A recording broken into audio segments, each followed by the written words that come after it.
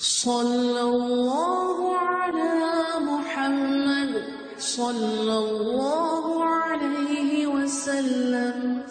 اعوذ باللہ السمیع العلیم من الشیطان الرجیم، بسم اللہ الرحمن الرحیم، والصلاة والسلام علی رسولہ الکریم۔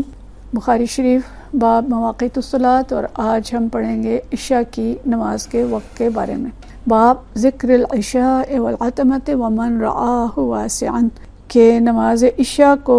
عشاء اور عتمہ کے ناموں کے ساتھ ذکر کرنے کا بیان، اور جنہوں نے اس میں توسیع اختیار کی ہے ان کے استدلال کا بیان، کہ بھئی دونوں کہا جا سکتے ہیں، عشاء بھی کہا جا سکتا ہے اور عتمہ بھی کہا جا سکتا ہے۔ آج کی حدیث بھی ہماری بڑی دلچسپ حدیث ہے، اور حدیث سے پہلے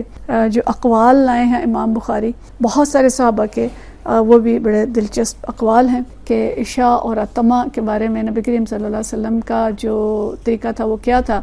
عشاء کہتے تھے یا عتمہ کہتے تھے۔ تو یہ ہم پیچھے بات پڑھ چکے ہیں کہ ہمارے ہاں بھی جو اوقات ہیں نمازوں کے اپنی زبان کے اندر وہ مختلف رہے ہیں، جیسے ظہر کو پیشی، اور پنجاب میں عصر کو دیگر، اور مغرب کو شام، اور عشاء کو کیا کہتے تھے، کفتاں۔ اور یہ جو اردو میں بھی خفتین کا لفظ استعمال کیا ہے بعض لوگوں نے عشاء کے لیے، تو یہ جو مقامی الفاظ ہیں۔ اور ویسے بھی دیکھیں ہم نماز کہتے ہیں، تو نماز تو نہیں ہے، اصل میں تو صلاۃ ہے لفظ۔ تو اس طرح کی جو گنجائشیں ہیں وہ موجود ہیں، لیکن نمازوں کے جو اوقات ہیں ان کا ہمیں خیال رکھنا چاہیے اور ان کو بر وقت پڑھنا چاہیے۔ تو عشاء کی نماز کے مختلف ناموں کے بارے میں یہ حدیث ہے، اور وقت عشاء کا ذکر بھی آئے گا۔ تو اقوال جو لائے ہیں امام بخاری فرماتے ہیں، قال ابو ہریرہ فرماتے ہیں عن النبی صلی اللہ علیہ وسلم، نبی کریم صلی اللہ علیہ وسلم سے، اثقل الصلاۃ علی المنافقین العشاء والفجر، کہ منافقوں پر سب سے بھاری نماز عشاء اور فجر کی نماز ہے۔ وقال، اور فرمایا، لو یعلمون ما فی العتمۃ والفجر، کہ کاش یہ لوگ جانتے، یا اگر ان لوگوں کو معلوم ہوتا کہ عتمہ اور فجر کی نماز کی کتنی فضیلت ہے۔ نبی کریم صلی اللہ علیہ وسلم کے دو اقوال کا ذکر کر رہے ہیں۔ ایک میں آپ صلی اللہ علیہ وسلم نے لفظ عشاء استعمال کیا ہے کہ منافقوں پر عشاء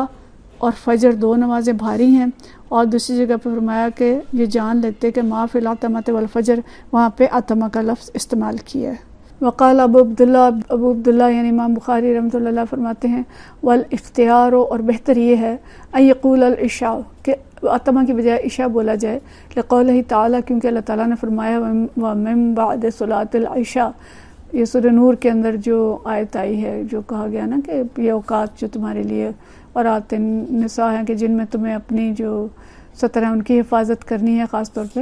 تو وہ من بعد صلاۃ العشاء کا لفظ آیا ہے کہ جس میں تمہیں اپنے یعنی پردے کا خیال رکھنا ہے، کہ بچے تمہارے اجازت لے کے آئیں، یہ اس آیت کا ذکر ہے۔ تو وہ من بعد صلاۃ العشاء، عشاء کا لفظ اللہ تعالیٰ نے استعمال کیا ہے، اس لیے ہمیں بھی عشاء کا لفظ استعمال کرنا چاہیے عتمہ کی بجائے۔ وَيُذْكَرُ عَنْ ابی موسیٰ، اور ابی موسیٰ سے یہ ذکر کیا گیا ہے، قال، فرماتے ہیں، كُنَّا نَتَوَابُ النَّبِيُّ صلی اللہ علیہ وسلم عند صلاۃ العشاء فعاتم بها۔ اچھا اب دیکھیں اس میں دونوں لفظ آگے، کہتے ہیں کہ ہم باری باری آتے تھے نبی کریم صلی اللہ علیہ وسلم کے پاس عشاء پڑھنے، اور یہ بھی ہم بہت پہلے پڑھ چکے ہیں، باب الایمان کے اندر غالباً ہم نے پڑھا تھا کہ حضرت عمر رضی اللہ تعالیٰ عنہ اور ان کے دوسرے ساتھی جو کہ وہ دونوں بھی باری باری آتے تھے، اور ایک دن ایک کا کہ نبی کریم صلی اللہ علیہ وسلم کی محفل میں بیٹھتے، سارے حکام سن کے جاتے، دوسرے ساتھی جو تھے وہ بازار میں جا کے یعنی اپنی تجارت یا کام وغیرہ کرتے، اور دوسرے دن دوسرے آ جاتے، وہ سیکھتے، اور پھر جو سیکھ کے گیا ہوتا تھا وہ جا کے دوسرے کو سکھاتا تھا۔ یعنی انہوں نے ساتھ ساتھ اپنی تجارتیں اور اپنے کام بھی اس طرح سے جاری رکھے، اور دین کا علم بھی جاری رکھا۔ تو ابی موسیٰ اشعری رضی اللہ تعالیٰ عنہ بھی کہتے ہیں کہ ہم باری باری آتے تھے، یعنی دوسرے صحابین کے ساتھ کوئی ہوں گے، عند صلاۃ العشاء فعتم بها، تو نبی کریم صلی اللہ علیہ وسلم کے پاس صلاۃ عشاء میں آتے تھے، اور آپ نے عتمہ کا مطلب اس کو دیر سے پڑھا۔ اچھا لفظ عتمہ جو ہے یہ ہے کہ یہ ٹرم استعمال کرتے تھے بدو، اپنی اونٹنی کا دودھ جب وہ دیر سے نکالتے تھے، بہت رات کو دودھ نکالتے تھے، یہ ان کی اونٹنیوں سے دودھ نکالنے کا وقت تھا جس کو وہ عتمہ کہتے تھے۔ اور اس میں یہ علماء نے لکھا ہے کہ مغرب کے وقت اصل میں وہ دودھ نکالا کرتے تھے اور تھوڑا سا چھوڑ دیتے تھے رات گئے کے لیے، اور جو رات کو دیر سے نکالتے تھے اسے وہ عتمہ کہتے تھے، یعنی رات جب تھوڑی ہو جائے، دیر ہو جائے، تو اس وقت کو وہ عتمہ کہتے تھے، اور جب بالکل شروع کا وقت ہوتا تھا وہ مغرب ہوتا تھا۔ تو حضرت ابو موسیٰ یہ کہہ رہے ہیں کہ ہم باری باری آتے تھے، اور نبی کریم صلی اللہ علیہ وسلم نے عشاء کی نماز تاریکی میں پڑھی یعنی دیر سے پڑھی۔ وقال ابن عباس سے عائشہ تو ابن عباس اور عائشہ رضی اللہ تعالیٰ عنہ فرماتی ہیں اعتم النبی صلی اللہ علیہ وسلم بالعشاء،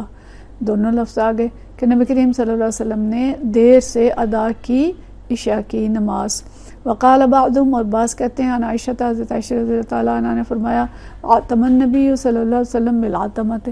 کہ نبی کریم صلی اللہ علیہ وسلم نے عتمہ کی نماز دیر سے پڑھی، ٹھیک ہے۔ وقال جابر، اور جابر بن عبداللہ رضی اللہ تعالیٰ عنہ کہتے ہیں کان النبی صلی اللہ علیہ وسلم یصلی العشاء، کہ نبی کریم صلی اللہ علیہ وسلم نے عشاء کی نماز پڑھی۔ وقال ابو برزہ، اور ابو برزہ کہتے ہیں کان النبی صلی اللہ علیہ وسلم یؤخر العشاء، کہ نبی کریم صلی اللہ علیہ وسلم نے عشاء کی نماز تاخیر سے پڑھی۔ وقال انس، حضرت انس فرماتے ہیں اخر النبی صلی اللہ علیہ وسلم العشاء الآخرہ،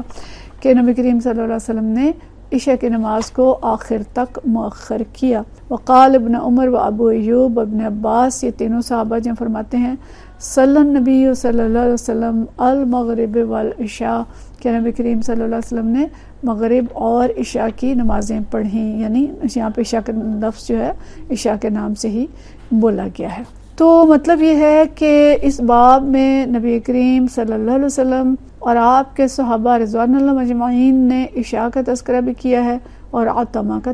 تذکرہ بھی کیا ہے، یعنی عشاء کی نماز پر نبی کریم صلی اللہ علیہ وسلم کے ہاں عتمہ کا اطلاق بھی جائز ہے اور عشاء بھی کہا جا سکتا ہے۔ تو مطلب یہ ہے کہ عشاء کی نماز کو عشاء کہا جائے اور مغرب کو مغرب کہا جائے، لیکن عشاء کو عتمہ بھی کہہ سکتے ہیں۔ اور جو چیز ہمیں پتہ چلے کہ عشاء اور فجر کی نماز میں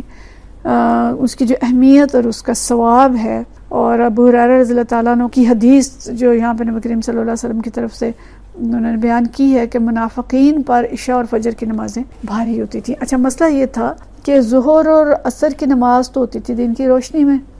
اور اگر وہ دن کی روشنی میں مسجد میں نہیں پائے جاتے تھے تو پتہ چل جاتا تھا کہ یہ منافق ہیں۔ آج کی طرح تو نہیں تھے کہ بھئی نماز نہیں پڑھتے تب بھی مسلمان ہیں، مسجد نہیں آ رہے، مسجدیں خالی ہیں، بستیاں بھری ہوئی ہیں، بازار بھرے ہوئے ہیں، سینمے بھرے ہوئے ہیں، سب کچھ بھری ہوئی ہے، لیکن مسجدیں خالی ہیں، لیکن مسلمانوں کے اسلام پہ کوئی فرق نہیں پڑ رہا، وہ مسلمان ہی ہیں۔ وہ نماز چھوڑ دیتے ہیں تب بھی مسلمان ہیں، وہ روزہ چھوڑ دیتے ہیں تب بھی مسلمان ہیں، وہ زکوٰۃ نہیں دیتے تب بھی مسلمان ہیں، وہ اور بھی بہت سی چیزیں جو چھوڑ رکھی ہیں، لیکن اسلام پہ کوئی آنچ نہیں آتی، بے پردگی ہے، بے حیائی ہے، بہت کچھ چھوڑ دیا ہے ہم نے، جھوٹ ہم بولتے ہیں، امانت دیانت ہم نے چھوڑ دی ہے، صفائی جو نصف ایمان تھی وہ ہم نے چھوڑ دی ہے، اور اب ہمارا جو بس اسلام ہے وہ کلمہ پڑھنے تک محدود رہ گیا ہے، معاذ اللہ، بس جو پسند آیا وہ کر لیا اور جو لگا کہ مشکل ہے اس کو چھوڑ دیا۔ لیکن ہمارے پر نفاق کا اطلاق نہیں ہوتا، ہم نے تو ڈگری لی ہوئی ہے اسلام کی، لیکن وہ دور وہ تھا جب اسلام اپنے حقیقی معنی میں اسلام سمجھا جاتا تھا، اور منافق بھی ڈرتے تھے کہ ان کا نفاق جو ہے وہ کھل نہ جائے، اس لیے وہ پسند کرتے تھے یا نہیں، وہ درست سمجھتے تھے یا نہیں، وہ پھر بھی مسجد آتے تھے، اور خاص طور پہ روشنی کی جو نمازیں تھیں ظہر اور عصر، اس میں وہ بالکل بھی مسجد نہیں چھوڑتے تھے، کیونکہ پھر لوگوں کو پتہ چل جانا تھا کہ یہ منافق ہے۔ لیکن خاص طور پہ عشاء جو رات کے اندھیرے میں ہوتی تھی، اور فجر بھی نبی کریم صلی اللہ علیہ وسلم اندھیرے میں پڑھتے تھے، تو اس وقت پتہ نہیں چلتا تھا کہ کون آیا کون نہیں آیا، اور اس وقت وہ آرام سے یہ دو نمازیں جو ہیں وہ چھوڑ دیتے تھے۔ تو اس لیے یہ اگر وہ آتے بھی تھے تو بڑی مجبوری سے آتے تھے، اس وقت ان کو اٹھنا بھی مشکل لگ رہا ہوتا تھا، اللہ کی رضا تو مقصود ہی نہیں تھی، اس لیے نبی کریم صلی اللہ علیہ وسلم نے فرمایا کہ یہ دو نمازیں منافقین پر بھاری ہیں۔ اور ابھی بھی ہمارے ہاں جو مساجد کی کیفیت ہے کہ اگر دن کی نمازوں میں 2 یا 4 صفیں ہوتی ہیں تو فجر میں 1 صف بھی پوری نہیں ہوتی۔ ہماری اکثریت کا حال کیا ہے؟ تو نبی کریم صلی اللہ علیہ وسلم فرماتے ہیں کہ لو یعلمون ما فی العتمۃ والفجر، کہ اگر لوگوں کو معلوم ہوتا کہ جو فجر اور عشاء ہے ان نمازوں میں کتنا اجر ہے، تو ایک جو اس حدیث کے، یعنی یہ تو حدیث کا ایک جز ہے، اس کا اگلا حصہ جو ہے وہ یہ ہے کہ لوگ باجماعت نماز پڑھتے اگرچہ وہ گھٹنوں کے بل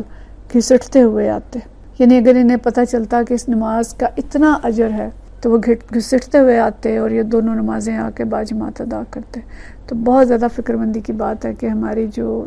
نمازیں ہیں ان کی کیفیات کیا ہیں۔ ہمیں اپنے بچوں کو خاص طور پہ ان نمازوں کے بارے میں متوجہ کرنا چاہیے کہ ان کا نام منافقین میں نہ لکھا جائے، کہ وہ یہ 2 نمازیں ضرور باجماعت ادا کریں۔ اور باقی جو ساری بحث ہے وہ یہ ہے کہ دونوں نمازوں کے جو عشاء کی نماز کے نام ہیں وہ کیا ہیں. تو عتمہ بھی کہہ سکتے ہیں اور عشاء بھی کہہ سکتے ہیں، لیکن مغرب اور عشاء کو الگ الگ رکھنا چاہیے، ان کو مکس نہیں کرنا چاہیے. حدیث ہے 539 اور یہ حدیث عبداللہ بن عمر رضی اللہ تعالیٰ عنہ سے روایت ہے. قال فرماتے ہیں صلی اللہ لنا رسول اللہ صلی اللہ علیہ وسلم لیلۃ صلاۃ العشاء، ہم نے نبی کریم صلی اللہ علیہ وسلم کے ساتھ جو عشاء کی نماز ہے وہ پڑھی ہوئی ہے. یہ التی یدعو الناس عتمہ، یہ وہ نماز ہے جس کو لوگ عتمہ کہتے ہیں. ثم انصرف فاقبل علینا، جب آپ نے سلام پھیر لیا تو ہماری طرف رخ کیا. فقال، فرمایا ارأیتم لیلتکم ھذہ فإن رأس مئۃ سنۃ منھا، کہ یہ جتنے لوگ اس وقت یہاں موجود ہیں روئے زمین پر موجود ہیں، لا یبقى ممن هو على ظہر الارض احد، 100 سال کے آخر میں ان میں سے کوئی بھی باقی نہیں رہے گا. کہ لا یبقى ممن هو على ظہر الارض احد، کہ زمین پر اس وقت جتنے لوگ موجود ہیں 100 سال بعد ان میں سے کوئی بھی باقی نہیں رہے گا. تو مطلب اس کا